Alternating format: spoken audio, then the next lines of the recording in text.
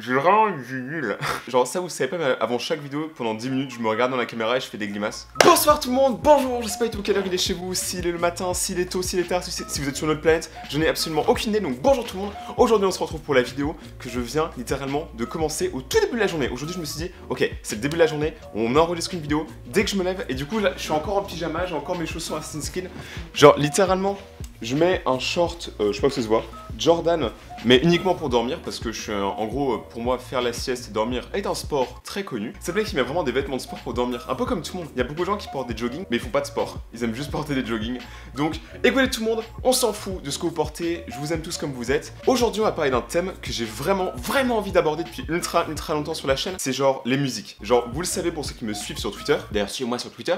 Je suis un énorme fan de musique et j'écoute énormément de musique tous les jours. Genre littéralement, je pense que je dois être à... Je pense que tous les jours, je dois au moins écouter, je sais pas, 5 heures de musique. Genre même 6. Parce qu'en fait, dès que je suis sur mon PC, même quand je suis en train de faire du montage ou que je joue, j'écoute toujours de la musique à côté. Genre tout le temps. Et quand je suis dans la rue, j'ai toujours mon casque. Je suis un gros malade de musique. Et puis quand j'écoute pas de la musique, je fais de la musique. J'ai un piano, j'ai un ukulélé, j'ai 2 ukulélés maintenant. J'ai une guitare, donc je suis tout le temps en train de faire de la musique. Et là, vous allez me dire... Rayton, on s'en bat les couilles. Ok, je comprends. Genre tout le monde s'en fout de ma vie, ok, ok. Ah, vous êtes encore là? Ok, bonjour, ok, vous êtes les vrais abonnés, vous êtes ceux qui restent, on vous aime. Donc du coup, aujourd'hui, j'ai décidé de vous faire un top 5, donc c'est... Enfin, j'ai mis 10 avec mes doigts, mais c'est 5, vous inquiétez pas. Du coup, j'ai fait un top 5 des artistes ou des groupes que j'écoute le plus en ce moment actuel, genre ceux que vraiment, genre, je détruis littéralement la playlist tous les jours. Pas juste faire un top, en gros, ce que je vais faire, c'est que je vais dire le nom de l'artiste et je vais du coup le présenter un peu pour ceux qui connaissent absolument pas, parce que je pense qu'il y en a certains vous les connaissez et d'autres vous les connaissez absolument pas. C'est un concept de vidéo que je voulais faire depuis très longtemps, de parler des musiques, pour moi c'est un truc que j'adore faire, donc écoutez, on est parti. En 5ème position, parce que je fais un top 5, nous avons Post Malone. D'ailleurs son vinyle il est tout joli. Donc Post Malone c'est qui? Bon, je pense que absolument tout le monde connaît actuellement parce que genre c'est l'un des artistes qui est le plus écouté sur Spotify, il est genre à 52 millions d'écoutes, ce qui est quand même colossal. Post Malone c'est un artiste qui a vraiment grimpé très vite dans les charts de la musique en général. En fait Post Malone c'est un mec qui mélange le rap, la country et le rock. Pourquoi vous allez me dire? Eh ben je vais vous expliquer. En gros quand il était petit, Post Malone, ou Posty pour les plus hardcore fans, le père de Post Malone lui faisait écouter énormément de rock, par exemple Nirvana, et de rap par exemple Tupac. Donc en gros c'est deux trucs qui étaient bien distincts, le rap et le rock, soit qu'à l'époque c'était pas aussi répandu que maintenant. Déjà que ça faisait un mélange bizarre, mais en plus il y avait sa mère, il fallait qu'elle vienne, et sa mère lui dit hey, mon fils, on va te faire écouter de la country. Et après ils ont mangé des Kinder Country. Ça me donne faim, j'ai trop envie d'avoir un Kinder Country maintenant. Mais du coup, tous ces styles mélangés, on crée un style de musique qui lui est propre. Du coup, je vais pas dire qu'il est l'inventeur de ces styles, mais beaucoup de gens appellent ça le SoundCloud rap. En gros, c'est du rap qui est pas, genre, on va pas se mentir, ultra violent, qui est aux limites de la pop, je trouve, mais genre, c'est, en gros, c'est ultra stylé. Moi, ça me saoule un peu le rap là où on dit, ouais, on baisse des meufs, on adore l'argent, on roule avec des grosses voitures parce qu'on a des toutes petites couilles. On le sait les rappeurs que vous avez un truc à compenser. Non, en vrai je critique, mais je pense que je comprends pourquoi il y a des gens qui aiment bien. Mais moi personnellement j'aime plus trop le rap, genre qui parle que de bif tout le temps. Et c'est pour ça que par exemple j'aime bien Post Malone parce que il en parle, mais en fait il en parle tellement bizarrement qu'on dirait que quand c'est lui qui le dit c'est souvent une blague. Mais du coup pour continuer à vous résumer l'histoire, donc en gros Post Malone, l'idée c'est que il était parti à Los Angeles pendant 1 an et son but quand il était à Los Angeles c'était de percer dans le rap. Donc il avait arrêté les études et il voulait du coup percer. Donc il avait commencé à écrire des textes, il avait commencé à faire sa petite vie à Los Angeles et il lui s'était donné 1 an pour le faire. Pendant sa petite vie à Los Angeles, un mois il a mis 3 jours à enregistrer une musique que peut-être que vous connaissez qui s'appelle White Inversion.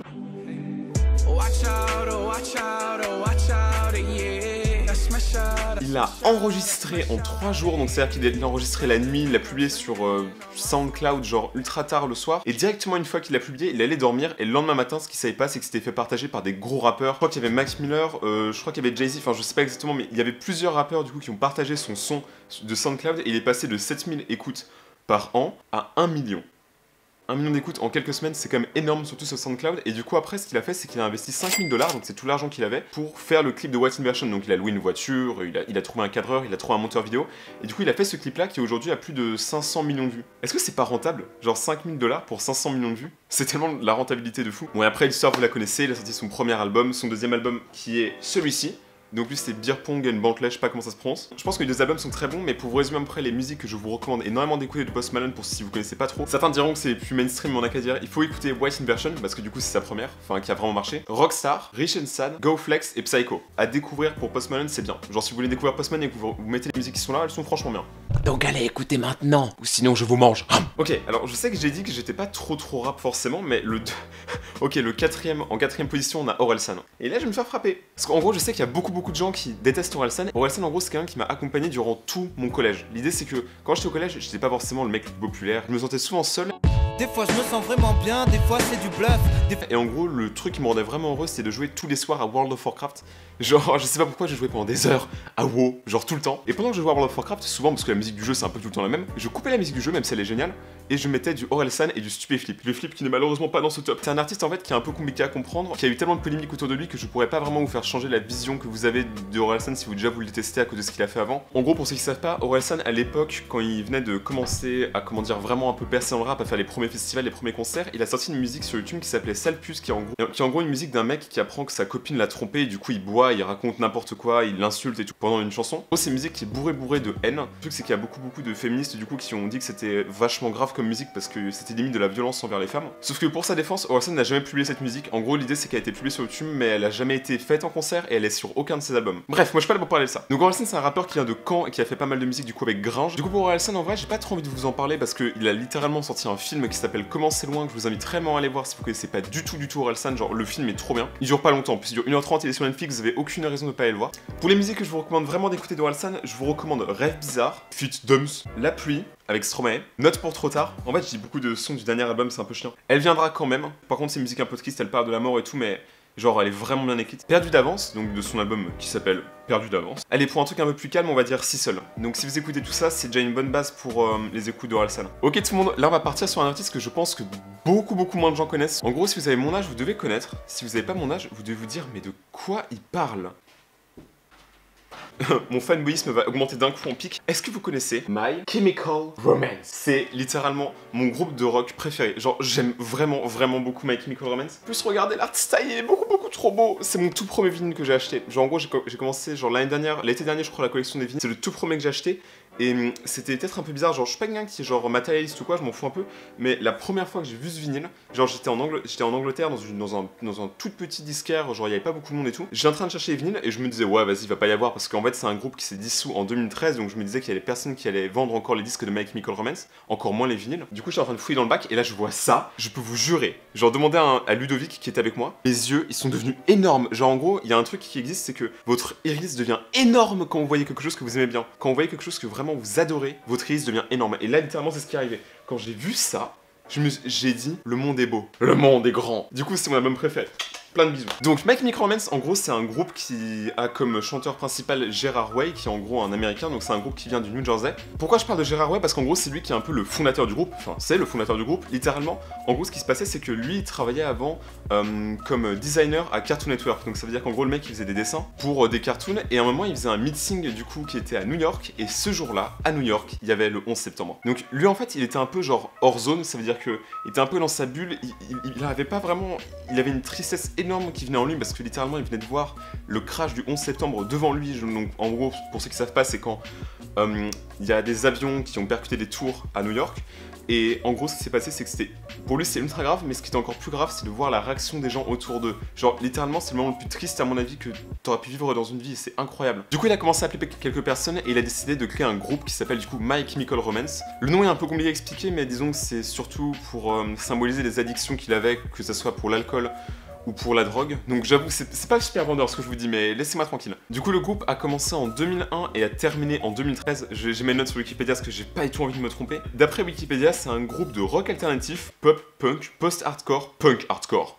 Yeah! Donc pourquoi ce groupe est aussi important pour moi? Parce que je trouve vraiment que leur musique, les lyrics sont incroyables. Genre en gros, je suis quelqu'un qui écoute limite plus les paroles que le son. Le son est très important, mais les paroles dans My Chemical Romance sont juste ouf. Genre des fois, en termes d'écriture, c'est limite un livre, et la plupart de leurs albums sont des concept albums.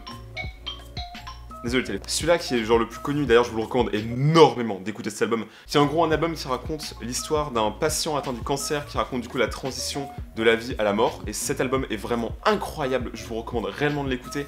Surtout les titres I Don't Love You, Welcome to the Black Parade, qui est en gros la musique la plus connue du groupe, qui est énormément inspirée de Queen. Donc je vous recommande vraiment de l'écouter, surtout si vous aimez bien Queen et le rock. Cancer, qui pour moi est la musique qui m'a fait le plus pleurer dans ma vie. Écoutez-la que si vous êtes vraiment bad. Et Famous Last Words. Genre écoutez toutes ces musiques là et je vous jure que si vous aimez, vous allez vraiment accrocher à tout le reste que je vais vous dire. Free Cheers for Sweet Revenge, qui est en gros le concept est un peu bizarre, mais disons que c'est quelqu'un qui essaie qui venge en gros la mort de quelqu'un d'autre. J'ai pas envie de vous spoil pour ceux qui ont vraiment envie d'écouter, parce que la plupart des albums là sont des concept albums. Ça veut dire que toutes les musiques, quand elles sont dans un bon ordre, symbolisent quelque chose. Par exemple, la première fois que j'ai écouté Welcome to the Black Parade dans le bon ordre, en gros, The End qui est du coup la première musique et après Dead qui est la deuxième musique.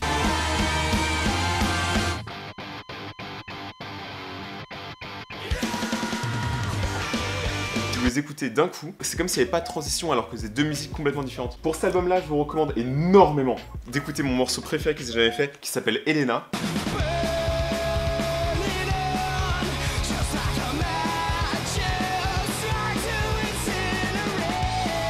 Ok, là c'est l'avant-dernière place. Alors pourquoi en fait, d'ailleurs j'ai mis My Chemical Romance alors que je suis un gros fanboy en troisième. C'est parce que en gros l'idée c'est que c'est un groupe qui s'est arrêté et je préfère quand même donner un peu plus d'importance au groupe qui continue. Et là je vais vous présenter un groupe que je pense que vous connaissez parce qu'il a sorti récemment une musique qui s'appelle High Hopes, qui est quand même en train de détruire les charts de la musique parce que c'est la musique la plus connue qu'il ait jamais faite maintenant. Panic!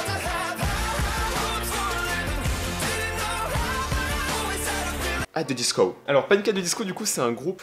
Enfin, j'arrive pas à croire que je fais vraiment cette vidéo en pyjama, sérieux. Panic at the Disco, en gros, c'est un groupe qui est composé théoriquement de une personne. C'est normalement, il faut être deux pour faire un groupe, mais lui, il a fait fuck it. C'est un groupe solo. Donc Panic at the Disco, en gros, c'est un groupe qui a comme chanteur principal, qui est aussi guitariste et pianiste, Brandon Urie. C'est le mec qui est là. Je t'aime, Brandon. En gros, c'est clairement de la punk, pop, rock, du coup, c'est un truc que je pense que beaucoup de gens peuvent écouter facilement. Mais l'idée, c'est que tous les membres originaux du groupe, à part le chanteur, sont tous partis durant tous les albums qu'il a fait. Et si je me souviens bien de tête, ces albums, il en a fait de 2005, donc c'était quand même vachement longtemps maintenant, à maintenant. Et il continue, et il prépare encore un nouvel album. C'est trop bien. Honnêtement, ça c'est le dernier album qu'il ait fait, c'est Pray for the Weak, qui est très très bon, mais je vous recommande réellement, si vous voulez vraiment découvrir Panic at the Disco, d'ailleurs c'est tout ceux de la disco, c'est comme une arnaque. Genre, il y a vraiment rien en rapport avec une discothèque. Écoutez celui-là, c'est Death of a Bachelor, qui pour moi est son meilleur album. Enfin, c'est celui-là je l'ai découvert avec ça et ça m'a vraiment fait accrocher, donc je vous recommande énormément cet album là. J'adore cet album, vous comprenez, j'ai envie de tout dire moi. Bon les amis, le fanboyisme va augmenter dans quelques instants, préparez-vous.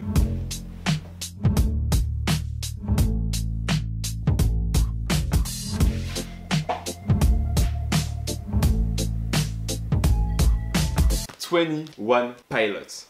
Mon groupe préféré, définitivement. Et eux, contrairement à Brandon Urie, là où il est tout seul dans un groupe, là ils sont deux. C'est le minimum pour fonder un groupe. Donc le bonnet et le sac, ça vient du clip Stressed Out, donc le clip le plus connu de 21 Pilots. Mais du coup, 21 Pilots, en gros, pour résumer un peu vite fait l'histoire, ça s'est fondé à Columbus, dans l'Ohio. Au début, ils étaient 3 dans le groupe, sauf qu'il y en a 2 qui ont dû partir parce qu'ils avaient des obligations. À l'époque, le groupe, il commençait à marcher un peu, mais c'était pas assez fructueux, on a qu'à dire, pour rester dedans. Et puis la plupart voulaient poursuivre une carrière hors de la musique. Du coup, il restait plus que le chanteur Tyler Joseph, qui a du coup pris contact avec quelqu'un d'autre qui s'appelle Josh Dunn, qui est en gros le batteur du groupe. Tyler Joseph, en gros, il faisait du ukulélé, du synthé, de la voix et de la basse. Donc en gros, littéralement, le mec, quand il est sur scène, il est comme ça. I'm used to sleep, but now he's stressed out.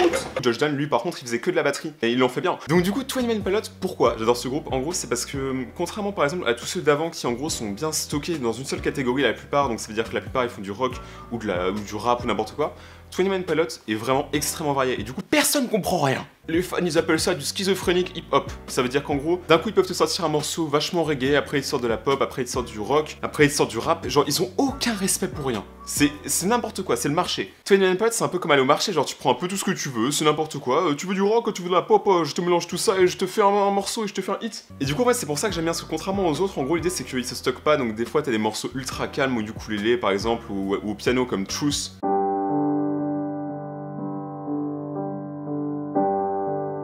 Et des fois, t'as des morceaux un peu plus hardcore avec mass rap et tout, comme Ivy Dirty Soul. Les morceaux à écouter sur Trench sont Jumpsuit, Nico and the Niner, Chlorine. On va dire que eux, c'est les morceaux, je pense, les plus basiques à écouter sur l'album Trench, du coup, qui est le dernier qu'ils ont sorti. Avant, ils ont sorti Bloggy Face, qui est l'album avec lequel je les ai découverts, que beaucoup de gens les ont découverts, parce que les deux musiques les plus connues qu'ils aient jamais faites, c'est Ride et Stressed Out, qui sont deux musiques qui viennent de cet album directement. Et lui, je peux vous recommander à peu près tout l'album, mais je dirais que mes préférés, moi, c'est Not Today, We Don't Believe What's on TV, Tear in My Heart, et Gunner. Ensuite, on a celui-là qui, je crois, est sorti en 2013, si je dis pas de bêtises, dans une coche comme ça. Donc, c'est Viso qui est en gros l'album, je pense, l'un de leurs meilleurs, parce qu'en gros, l'idée, c'est que dans cet album-là, il y a vraiment énormément de concepts. Je vais vous expliquer pourquoi. D'ailleurs, le derrière, c'est des squelettes. Regardez, ils ont le Skin for Night avec des squelettes. En gros, le vinyle est cristal. Je peux clairement vous recommander Guns for Hands, Truth, Trees, Holding On to You. et K-Radio, qui sont pour moi les meilleures musiques que j'ai jamais faites. Oh putain, et House of Gold. En vrai, c'est mon album préféré, je suis obligé de dire plein de bons trucs sur lui. Bon, ce que j'aime bien avec cet album là, c'est qu'il y a vraiment énormément de variété. C'est que des fois, t'as des trucs un peu expérimentaux, là où il mélange de l'électro avec du rap et du slam, donc c'est n'importe quoi. Ce qui fait que 21 Pilots a marché au début, c'était que ils ont couru. En gros, ils faisaient jamais de pause. L'idée, c'est qu'ils étaient toujours en concert, ils essayaient toujours de trouver un moyen de se faire reconnaître un peu plus, du coup, dans l'Ohio en tout cas. Ils essayaient pas forcément de devenir des stars mondiales, mais à l'époque, ils étaient même pas signés et ils remplissaient déjà des salles entre 20 personnes pour leur premier concert à 1800 pour l'un de leurs derniers concerts qu'ils ont fait en indépendant. Après, ils ont signé dans un label et après, ils ont continué, ils ont fait leurs albums studio, etc. A noter que cet album-là a été enregistré uniquement à Los Angeles. Celui-ci, donc Blurryface, a été enregistré dans 6 grandes villes différentes. Donc il y avait bien évidemment Los Angeles, il y avait Londres. Cet album-là, ils voulaient l'enregistrer avec plusieurs producteurs à travers le monde et du coup, c'est ce qu'ils ont fait. Je crois qu'ils sont même allés en Australie, mais je suis pas sûr. Du coup, 21 Pilots, en gros, c'est un groupe qui m'a vraiment inspiré du coup à aimer la musique. C'est-à-dire qu'avant, j'écoutais de la musique, mais je me sentais pas réellement impliqué dedans. Et une fois que j'ai commencé à écouter, genre du coup j'ai acheté un ukulélé, j'ai commencé à en jouer, et genre pendant un an j'en ai fait et maintenant je sais jouer des morceaux. Le piano et la guitare, genre vraiment ça m'a inspiré à commencer à essayer de comprendre la musique parce qu'en dehors des lyriques qui étaient vraiment genre vachement sympas, le fait qu'ils tentent énormément de choses et qu'il y ait beaucoup de variété dans le contenu qu'ils proposent, pour moi c'est ce qui fait que 21 Pilots est un groupe vraiment ouf. Et j'ai trop hâte d'aller le voir au concert, ça va être trop bien.